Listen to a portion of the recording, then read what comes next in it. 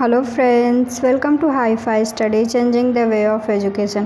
Friends, हम लोग हिंदी का अति लघुत्तरीय प्रश्न देख रहे थे। पवन सीरीज़ में जितने भी अति लघुत्तरीय प्रश्न दिए हैं उसको हम लोग देख रहे थे। हाफ हमने पहले वाले वीडियो में कवर कर लिया और हाफ को हम लोग इस वीडियो में देखेंगे। ठीक है, तो चलिए स्टार्ट करते हैं। यहाँ पे हमारा पहला है क्वेश्चन, शब्दों का वर्गीकरण कीजिए। देखिए, शब्द को कितनी प्रकार से वर्गीकृत किया गया है, तो शब्द को 4 प्रकार से वर्गीकृत किया गया है। पहला है अर्थ की दृष्टि से शब्द के भेद।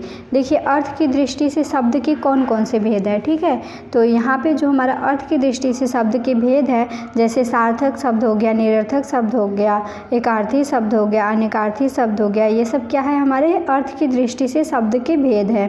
सेकेंड है हमारा उत्पत्ति की दृष्टि से शब्द के भेद। देखिए, उत्पत्ति की दृष्टि से शब्द के भेद कौन कौन से हैं, जैसे तत्सम शब्द, तद्भव शब्द, विदेशी शब्द, देशज शब्द, ये सब क्या है, हमारे उत्पत्ति की दृष्टि से है शब्द के भेद। ठीक है, नेक्स्ट है हमारा रचना की दृष्टि से शब्द के भेद। देखिए, रचना की दृष्टि से शब्द के कौन कौन से भेद है, जैसे हमारा रूढ़ शब्द हो गया, यौगिक शब्द हो गया, योग रूढ़ शब्द हो गया, ये क्या है, रचना की दृष्टि से शब्द के भेद है। और फोर्थ है हमारा वाक्य में प्रयोग की दृष्टि से शब्द के भेद। देखिए, जो प्रयोग करते हैं हम लोग उसकी दृष्टि से शब्द के जो भेद है वो है हमारा विकारी शब्द और अविकारी शब्द। ये क्या है, प्रयोग की दृष्टि से शब्द के भेद है। ठीक है, तो शब्द का वर्गीकरण कितने भागों में किया गया है, 4। अर्थ की दृष्टि से, उत्पत्ति की दृष्टि से, रचना की दृष्टि से और वाक्य प्रयोग की दृष्टि से। ठीक है, यहाँ तक समझ में आ गया सभी को। देखिए, नेक्स्ट क्वेश्चन हमारा, अनेकार्थी शब्द किसे कहते हैं। अनेकार्थी शब्द किसे कहते हैं, जो शब्द का प्रयोग अनुसार भिन्न भिन्न अर्थ देते हैं उसे अनेकार्थी शब्द कहते हैं। ठीक है, देखिए, जो शब्द भिन्न भिन्न अनेकों प्रकार के अर्थ देते हैं उसको क्या बोलते हैं, हम लोग अनेकार्थी शब्द बोलते हैं। जैसे एक शब्द लीजिए, आम।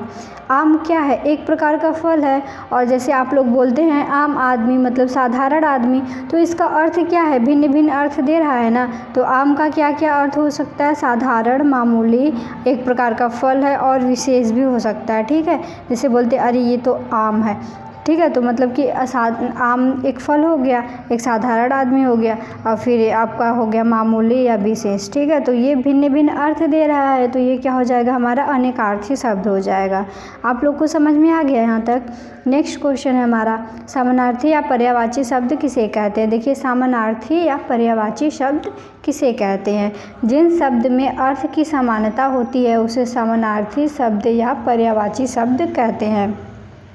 जैसे आकाश का होता है गगन, अंबर, व्योम, नभ आदि। देखिए, यहाँ पे आकाश को हम लोग आकाश का जो है, जैसे गगन हो गया, गगन का अर्थ जैसे पूछा गया गगन किसको बोला जाता है, तो हम लोग क्या बोलेंगे, आकाश को ही बोलेंगे, उसी का पर्यायवाची शब्द है। तो इसमें क्या है, जिसके अर्थ में समानता हो। ठीक है, ये एक ही समान प्रकार से अर्थ दे रहे हैं। जैसे अंबर हो गया, अंबर आकाश को ही बोलते हैं। ठीक है, तो ये हमारा क्या हो जाएगा, समानार्थी या पर्यायवाची शब्द। नेक्स्ट है हमारा विलोम या विपरीत शब्द किसे कहते हैं। ठीक है, देखिए, विलोम शब्द किसे कहते हैं, विपरीत अर्थ प्रकट करने वाले शब्द को विलोम शब्द या विपरीतार्थक शब्द कहते हैं। ठीक है, जैसे अमृत का विष हो गया, स्वर्ग का नरक हो गया, सत्य का असत्य हो गया, दिन का रात हो गया, माता का पिता, भाई का बहन, ये सब क्या है, हमारा विलोम शब्द है। ठीक है, अपोजिट शब्द है। ठीक है, यहाँ तक आप सभी को समझ में आ गया। नेक्स्ट क्वेश्चन है हमारा, वाक्यांश के लिए एक शब्द से आपका क्या अभिप्राय है, समझाइए। देखिए, जैसे वाक्यांश के लिए हम लोग एक शब्द का यूज़ करते हैं ना, उसी को पूछा गया है कि उससे क्या अभिप्राय है। भाषा का रोचक तथा प्रभावी बनाने के लिए शब्द समूह को एक शब्द का प्रयोग करते हैं। जैसे ईश्वर में विश्वास रखने वाले को क्या बोलते हैं, हम लोग आस्तिक बोलते हैं। अगर कोई मनुष्य उसको बोल रहे हैं कि ये आस्तिक है, तो इसका मतलब क्या होगा, उसका अर्थ क्या होगा कि वो ईश्वर में विश्वास रखता है। ठीक है, और जो ईश्वर में विश्वास नहीं रखता है तो उसको नास्तिक, उसके लिए एक शब्द यूज़ करते हैं हम लोग, नास्तिक। ठीक है, आप लोग को समझ में आ गया यहाँ तक। चलिए अब नेक्स्ट क्वेश्चन देखते हैं हम लोग। नेक्स्ट क्वेश्चन है हमारा, प्रयोग के आधार पर शब्द के भेद लिखिए। ठीक है, देखिए यहाँ प्रयोग के आधार पे पूछा है, तो प्रयोग के आधार पे शब्द के दो भेद होते हैं। पहला विकारी शब्द है और दूसरा अविकारी शब्द है। ठीक है, अब देखिए विकारी शब्द किसे कहते हैं। विकारी का मतलब होता है परिवर्तन, जो शब्द वाक्य में प्रयोग करने पर लिंग, वचन, कारक तथा काल के आधार पर अपना स्वरूप बदल देता है। जैसे आप इसको इस प्रकार से ले लीजिए, जैसे संज्ञा है। संज्ञा में क्या होता है कि हम लोग कोई मान लीजिए नाम, बच्चे का नाम ले लीजिए। ठीक है, बच्चे का, तो बच्चे को हम लोग क्या बोल सकते हैं, बच्चा भी बोल सकते हैं, बच्चों भी बोल सकते हैं और बच्चे भी बोल सकते हैं। तो ये क्या कर रहा है, अपना रूप परिवर्तित कर रहा है। ठीक है, अपना रूप क्या बदल दे रहा है, तो इसको हम लोग क्या बोलेंगे, विकारी शब्द बोलेंगे। और अविकारी क्या होता है, जो अपना रूप न बदले। ठीक है, इसका अपोजिट हो जाएगा, जो अपना रूप न बदले उसे हम लोग क्या बोलते हैं, अविकारी शब्द। जैसे आप लोग एक ले लीजिए धीरे धीरे। अब धीरे धीरे को आप लोग बदल नहीं सकते ना, क्योंकि वो धीरे धीरे तो धीरे धीरे ही रहेगा। या फिर किंतु है, किंतु ले लीजिए, तो किंतु को ही लिखेंगे, किंतु प्रकार से लिखेंगे। और विकारी में क्या था, जैसे कोई इंसान है, पतला है, ठीक है, तो उसको पतले बोल सकते हैं, पतला बोल सकते हैं, पतलो बोल सकते हैं। तो उसका क्या चेंज हो रहा है स्वरूप। अगर स्वरूप चेंज हो रहा है तो उसको विकारी शब्द बोलेंगे, और अगर चेंज नहीं हो रहा है तो उसको क्या बोलेंगे, हम लोग अविकारी शब्द बोलेंगे। ठीक है, आप लोगों को समझ में आ गया यहाँ तक। विकारी में हमारा आ जाता है संज्ञा, सर्वनाम और विशेषण, और अविकारी में आता है हमारा क्रिया विशेषण, संबंध बोधक, समुच्चय बोधक और विषम बोधक। ठीक है, यहाँ तक समझ में आ गया आप लोग को। नेक्स्ट है हमारा, मुहावरे से आपका क्या अभिप्राय है। देखिए मुहावरे से आपका क्या अभिप्राय है। किसी सूक्ष्म भाव या विचार को प्रकट करने के लिए मुहावरे का प्रयोग किया जाता है। मुहावरे का प्रयोग से वाक्य में चुस्ती आ जाती है, उसे हम लोग क्या बोलते हैं, मुहावरे का प्रयोग हम लोग इसलिए करते हैं, किसी सूक्ष्म भाव या विचार को प्रकट करने के लिए मुहावरे का प्रयोग किया जाता है। ठीक है फ्रेंड्स, यहाँ तक समझ में आ गया आप लोग को। नेक्स्ट क्वेश्चन है हमारा, आवाज़ उठाना, मुहावरे का अर्थ एवं प्रयोग बताइए। देखिए आवाज़ उठाना, इसका मुहावरे का अर्थ क्या हो जाएगा, विरोध करना। जब आप किसी के प्रति आवाज़ उठाते हैं तो उसका विरोध ही करते हैं, तो इसका प्रयोग क्या हो जाएगा, भ्रष्ट शासकों के विरोध में आवाज़ उठाना समाज के हित में होता है। ठीक है, जो भ्रष्ट शासक है उनके विरोध में आवाज़ उठाना समाज के हित में होता है, तो ये इसका प्रयोग हो जाएगा। नेक्स्ट क्वेश्चन है हमारा, स्वतंत्र लेखक का अभिप्राय स्पष्ट कीजिए। स्वतंत्र लेखक का अभिप्राय स्पष्ट कीजिए। देखिए स्वतंत्र लेखक से अभिप्राय किसी पूर्वाग्रह अथवा वैमनस्य से मुक्त होकर लिखित अभिव्यक्ति करना स्वतंत्र लेखक है। ठीक है, स्वतंत्र लेखक क्या है, स्वतंत्र लेखक से अभिप्राय किसी पूर्वाग्रह अथवा वैमनस्य से मुक्त होकर लिखित अभिव्यक्ति करना ही स्वतंत्र लेखक है। आप लोग को समझ में आ गया यहाँ तक। नेक्स्ट क्वेश्चन देखेंगे हम लोग। नेक्स्ट क्वेश्चन है, राष्ट्रीय पर्व किसे कहते हैं। ठीक है, राष्ट्रीय पर्व किसे कहते हैं। स्वतंत्रता दिवस, देखिए हमारे भारत में राष्ट्रीय पर्व कौन कौन से मनाए जाते हैं। हम लोग स्वतंत्रता दिवस मनाते हैं, गणतंत्र दिवस मनाते हैं, अध्यापक टीचर्स डे मनाते हैं, और चिल्ड्रंस डे मनाते हैं, बाल दिवस, नेताओं की जयंती, दार्शनिक तथा समाज सुधारों की जयंती आदि हमारे क्या है, राष्ट्रीय पर्व है। ठीक है, राष्ट्रीय पर्व कौन कौन से हम लोग का, स्वतंत्रता दिवस, गणतंत्र दिवस, अध्यापक दिवस, बाल दिवस, नेताओं की जयंती, दार्शनिक तथा समाज सुधारों की जयंती, ये सब क्या है, हमारे राष्ट्रीय पर्व है। राष्ट्रीय पर्व के रूप में हम इन्हें मनाते हैं। ठीक है, नेक्स्ट है हमारा, क्रिया के रूप बताइए। देखिए क्रिया के कितने रूप हैं, क्रिया के 8 रूप हैं। ठीक है, पूछेगा क्रिया के कितने रूप हैं, तो क्रिया के 8 रूप हैं। ठीक है, नेक्स्ट क्वेश्चन है हमारा, कालों का विभाजन कीजिए। देखिए काल हम लोग इंग्लिश में पढ़ते हैं, टेंस पढ़ते हैं ना, तो वही है, कालों का विभाजन कीजिए। कितना होता है, हम लोग उसमें प्रेजेंट, पास्ट, फ्यूचर पढ़ते हैं, तो वही यहाँ भी है, भूतकाल, वर्तमान काल और भविष्य काल। ठीक है, काल को 3 रूप से विभाजित किया गया, भूतकाल, वर्तमान काल और भविष्य काल। नेक्स्ट क्वेश्चन हमारा, मिश्रित वाक्य किसे कहते हैं। देखिए मिश्रित वाक्य हम लोग इंग्लिश में पढ़े हैं ना, कंपाउंड सेंटेंस, सिंपल सेंटेंस और ये सब पढ़े, वही चीज़ यहाँ पे भी है। तो मिश्रित वाक्य किसे कहते हैं, जिस वाक्य में एक उपवाक्य तथा एक से अधिक मिश्रित उपवाक्य होते हैं उसे मिश्रित वाक्य कहते हैं। देखिए जिस वाक्य में एक उपवाक्य हो और एक से अधिक आश्रित उपवाक्य हो, जैसे कि किसी वाक्य है, ठीक है, उसमें 2 सेंटेंस है और वो दोनों एक दूसरे पे डिपेंडेंट है। ठीक है, तो उसको हम लोग क्या बोलेंगे, मिश्रित वाक्य बोलते हैं। अगर दोनों सेंटेंस एक दूसरे पे डिपेंडेंट है तो उसे हम लोग मिश्रित वाक्य कहते हैं। मिश्रित वाक्य को हम लोग एक एग्जाम्पल से समझते हैं।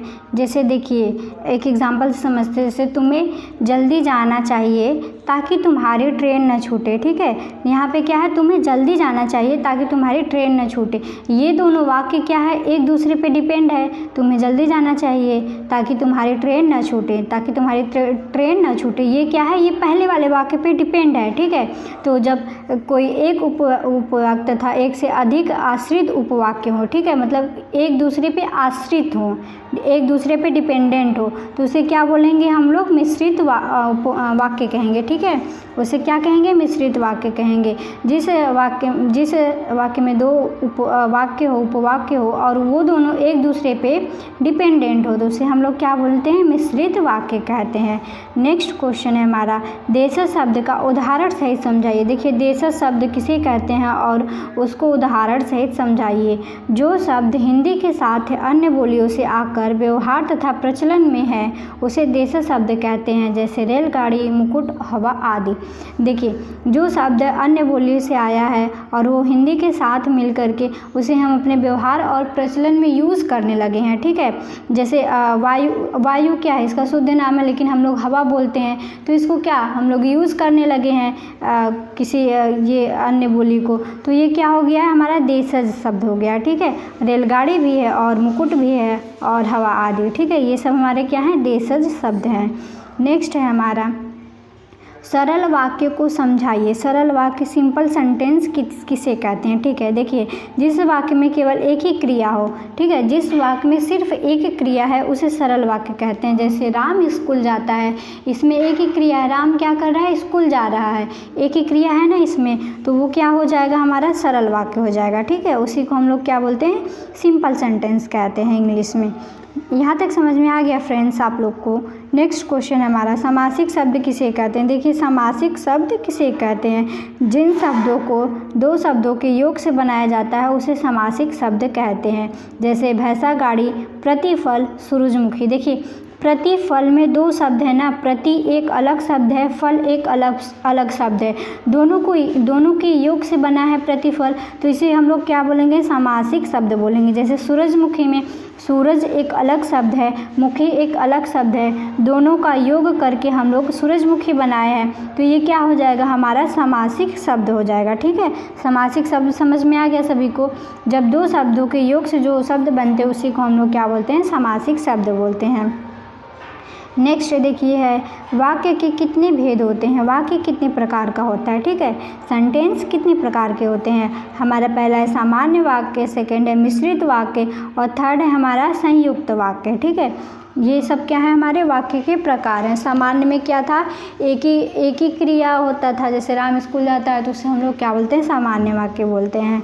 ठीक है, तो वाक्य के कितने भेद हैं, वाक्य के 3 भेद है, सामान्य वाक्य, मिश्रित वाक्य। मिश्रित वाक्य में क्या था, 2 उपवाक्य थे, 2 या 2 से अधिक उपवाक्य होते हैं और वो उपवाक्य एक दूसरे पे आश्रित रहते हैं। ठीक है, तो हमारा वो हो जाता है मिश्रित उपवाक्य। और देखिए, संयुक्त वाक्य क्या होता है, जिसमें एक से अधिक उपवाक्य होते हैं, इसमें भी एक से अधिक उपवाक्य होते हैं, लेकिन इनके बीच और, तथा, अथवा, परंतु, किंतु, लेकिन, बल्कि ये सब बीच में आ जाते हैं, तो उसे हम लोग क्या बोलते हैं, संयुक्त वाक्य। जैसे एक एग्जांपल से समझिए, वर्षा हो रही है और सड़कों पर पानी भर गया है। ठीक है, तो इसमें बीच में क्या आ रहा है, और आ रहा है, वर्षा हो रही है और सड़कों पर पानी भर गया है, तो बीच में क्या आया, और आया। ठीक है, अगर बीच में कहीं और आए, तथा आए, अथवा आए, परंतु आए, किंतु आए, लेकिन आए, तो ये सब हमारा क्या हो जाएगा, संयुक्त वाक्य हो जाएगा। ठीक है, समझ में आ गया यहाँ तक सभी को। नेक्स्ट क्वेश्चन है हमारा, अर्थ की दृष्टि से सार्थक शब्द बताइए। देखिए, अर्थ की दृष्टि से सार्थक शब्द क्या होते हैं। जो शब्द किसी अर्थ का बोध कराते हैं उन्हें सार्थक शब्द कहते हैं, जैसे पुस्तक, भोजन। ठीक है, जो शब्द किसी अर्थ का बोध कराते हैं उन्हें क्या कहते हैं, सार्थक शब्द कहते हैं। नेक्स्ट क्वेश्चन है हमारा, एकार्थी शब्द किसे कहते हैं। देखिए, जिन शब्दों में केवल एक ही अर्थ प्रकट हो, ठीक है। जैसे जिन शब्दों में केवल एक अर्थ प्रकट हो उसे हम लोग क्या बोलते हैं, एकार्थी शब्द कहते हैं। जैसे यहाँ हो गया गाय, गाय का मतलब तो गाय ही है, ये कोई और अर्थ नहीं प्रकट कर सकता ना गाय। या फिर लोहा हो गया, या फिर कलम हो गया, ये क्या है, एक ही अर्थ प्रकट कर रहा है, तो हमारा क्या हो जाएगा, ये एकार्थी शब्द हो जाएगा, ठीक है। यहाँ तक समझ में आ गया आप सभी को। नेक्स्ट क्वेश्चन है हमारा, समश्रुत भिन्नार्थ शब्द किसे कहते हैं, ठीक है। देखिए जो समश्रुत भिन्नार्थ शब्द होता है उसे किसे कहते हैं, जो शब्द पढ़ने तथा सुनने में एक जैसा लगता हो, ठीक है, उनका अर्थ करने पर भिन्नता पाई जाती है, उसे समश्रुति भिन्नार्थ शब्द कहते हैं, ठीक है। उसे क्या बोलते हैं, समश्रुति भिन्नार्थक शब्द कहते हैं। देखिए जैसे कोई शब्द है और उसको हम वो सुनने में एक ही जैसा लग रहा है, ठीक है, पढ़ने और सुनने में एक ही जैसा लग रहा है, लेकिन तो उसका अर्थ जो है अलग अलग है, ठीक है, उनके अर्थ में भिन्नता पाई जा रही, तो उसे हम लोग क्या बोलते हैं, समश्रुति भिन्नार्थक शब्द कहते हैं। जैसे आहट, आहत, छल, छाल। देखिए छल क्या होता है, आपकी जैसे छल कपट वाला छल हो गया, और छाल क्या है, जैसे किसी वृक्ष की छाल हो गया। तो ये सुनने में और पढ़ने में एक ही जैसा लग रहा है छल छाल, लेकिन इनके अर्थ क्या है, अलग अलग है, तो ये हमारा क्या हो जाएगा, समश्रुति भिन्नार्थक शब्द हो जाएंगे, ठीक है। यहाँ तक समझ में आ गया आप सभी को। नेक्स्ट क्वेश्चन है हमारा, तत्सम शब्द किसे कहते हैं। देखिए संस्कृत भाषा के वे शब्द जो बिना किसी परिवर्तन के हिंदी भाषा में प्रयोग किए जाते हैं उन्हें हम लोग क्या बोलते हैं, तत्सम शब्द कहते हैं। देखिए जैसे संस्कृत भाषा के जो शब्द होते हैं उसको हम लोग उसमें बिना कोई परिवर्तित किए सेम टू सेम वही बोलते हैं, तो क्या हो जाएगा, हमारा तत्सम शब्द हो जाएगा। और अगर संस्कृत भाषा के शब्द को परिवर्तित करके बोलते हैं तो हमारा क्या हो जाता है, तद्भव शब्द हो जाता है, ठीक है। लेकिन यहाँ पे तत्सम पूछा है, तो संस्कृत भाषा के वे शब्द जो बिना किसी परिवर्तन के हिंदी भाषा में प्रयोग किए जाते हैं उसे तत्सम शब्द कहते हैं। जैसे अधीन, उत्सव, ये क्या है, ये संस्कृत में सेम टू सेम यही शब्द लिखा गया है संस्कृत भाषा में, और हम लोग उसी प्रकार इसको यूज़ करते हैं, ठीक है। तो ये हमारा क्या हो जाएगा, तत्सम शब्द हो जाएगा। नेक्स्ट है हमारा, तद्भव शब्द किसे कहते हैं। संस्कृत भाषा के हिंदी में आए वे शब्द जो अपने बदले रूप में प्रयोग किए जाते हैं उसे तद्भव शब्द कहते हैं। देखिए संस्कृत भाषा से हिंदी में आए वे शब्द जिनका रूप बदल जाता है और उसका हम लोग प्रयोग करते हैं उसे हम लोग क्या बोलते हैं, तद्भव शब्द कहते हैं। जैसे भाई, सिर, ठीक है। देखिए संस्कृत भाषा के, जैसे संस्कृत भाषा से कोई शब्द आया गया है और वह बदल गया है, अपने में बदल गया है, ठीक है, अपना रूप बदल लिया है और उसका हम लोग यूज़ करते हैं, उसी को हम लोग क्या बोलते हैं, तद्भव शब्द कहते हैं। जैसे भाई, इसको भ्राता कहते हैं ना संस्कृत में, तो भाई, यहाँ पे भाई हम लोग यूज़ करते हैं, सिर यूज़ करते हैं, तो ये सब हमारा क्या है, ये बदला हुआ रूप है, ठीक है। तो जिससे हम लोग क्या बोलेंगे, तद्भव बोलेंगे, ठीक है। नेक्स्ट क्वेश्चन है हमारा, विदेशी शब्द से आपका क्या अभिप्राय है, ठीक है। जो शब्द संसार के किन्हीं अन्य भाषाओं से हिंदी में आए हैं उसे विदेशी शब्द कहलाते हैं। देखिए जो किन्हीं अन्य भाषाओं से, अगर कोई दूसरे भाषा से हिंदी में आता है, ठीक है, तो उसे हम लोग क्या बोलते हैं, विदेशी शब्द कहते हैं।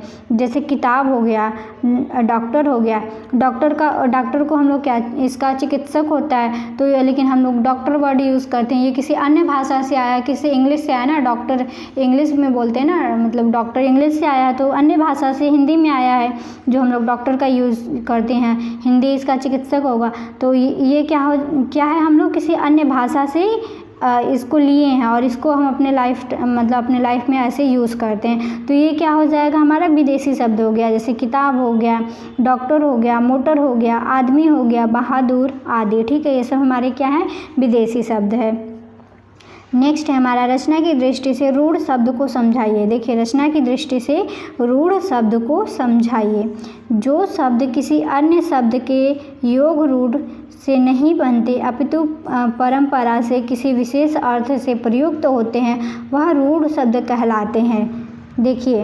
देखिए फ्रेंड्स, इसका हम लोग रूढ़ शब्द को हम लोग सिंपल वे में अगर समझे तो जैसे कि हमारा हो जाएगा कि वे शब्द जिनका हम लोग खंडन नहीं कर सकते, ठीक है, जिसका हम लोग खंडन नहीं कर सकते। जैसे कि यहाँ पे मोर गया है, अगर मोर का हम लोग खंडन करें तो मो और र में होगा, इसका कोई अर्थ नहीं है। ठीक है, मो और र का कोई अर्थ नहीं है, तो ये हमारा क्या हो जाएगा, जिस चीज़ का हम लोग खंडन नहीं कर सकते, जिसका सार्थक खंडन नहीं हो सकता, उसको बांट नहीं सकते, वो हमारा क्या कहलाएगा, हमारा रूढ़ शब्द कहलाएगा। ठीक है, जो शब्द किसी अन्य शब्द के योग से नहीं बनते अपितु परंपरा से किसी विशेष अर्थ में प्रयुक्त होते हैं, उन्हें हम लोग क्या कहते हैं, उन्हें हम लोग रूढ़ शब्द कहते हैं। ठीक है, यहाँ तक समझ में आ गया किसी का। जैसे कि एग्जाम्पल ले लेते हैं पानी का अगर हम लोग खंडन करेंगे पा और नी में टूटेगा तो इसका कोई अर्थ नहीं निकल रहा। ठीक है, इसका कोई अर्थ नहीं निकल रहा ना पा और नी का,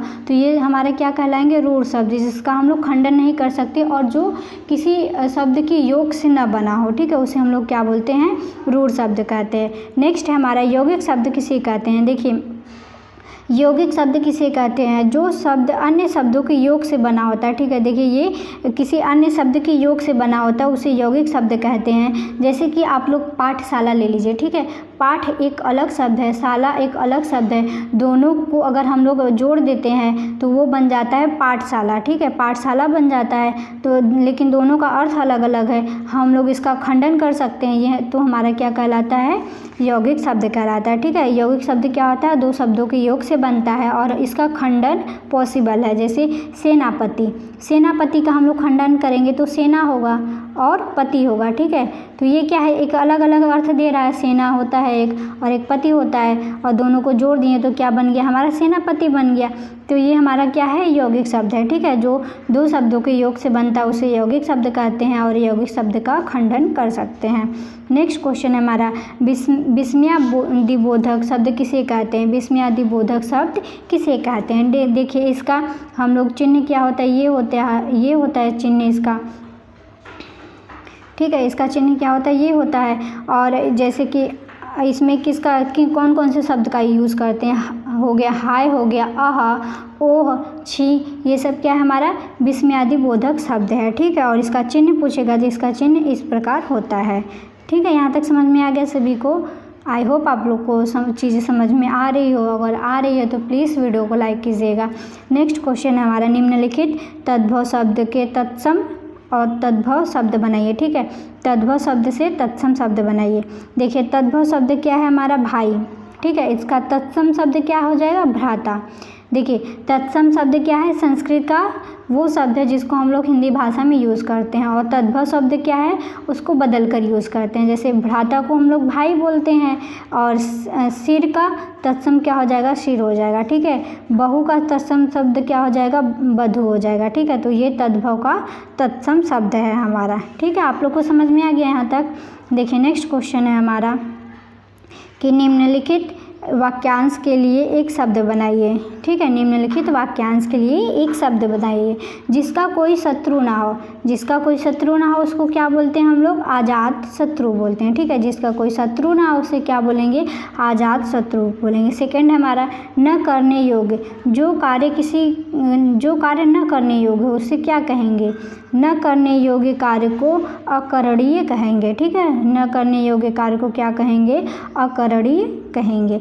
नेक्स्ट है हमारा, जल थल में चरने वाला, जो जल और थल दोनों में चरने वाला है उसे क्या कहते हैं, जल थल दोनों में चरने वाले को उभयचर कहते हैं। ठीक है, जैसे मेंढक है हमारा, वो जल में भी रहता है और स्थल पर भी रहता है, तो उसको क्या बोलेंगे हम लोग कि उभयचर है। ठीक है, नेक्स्ट क्वेश्चन है हमारा, निबंध शिक्षण की दो विधियाँ लिखें। निबंध शिक्षण की कौन कौन सी विधि होती है, तो पहला है हमारा प्रश्नोत्तर विधि, सेकंड है हमारा खेल विधि। ठीक है, तो ये क्या है, निबंध के दो विधियाँ हैं। फ्रेंड्स, इसके आगे का हम लोग नेक्स्ट वीडियो में करेंगे।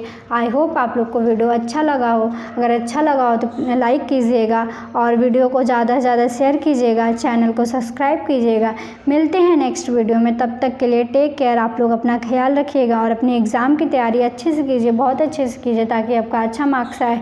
मिलते हैं नेक्स्ट वीडियो में, तब तक के लिए टेक केयर, बाय बाय।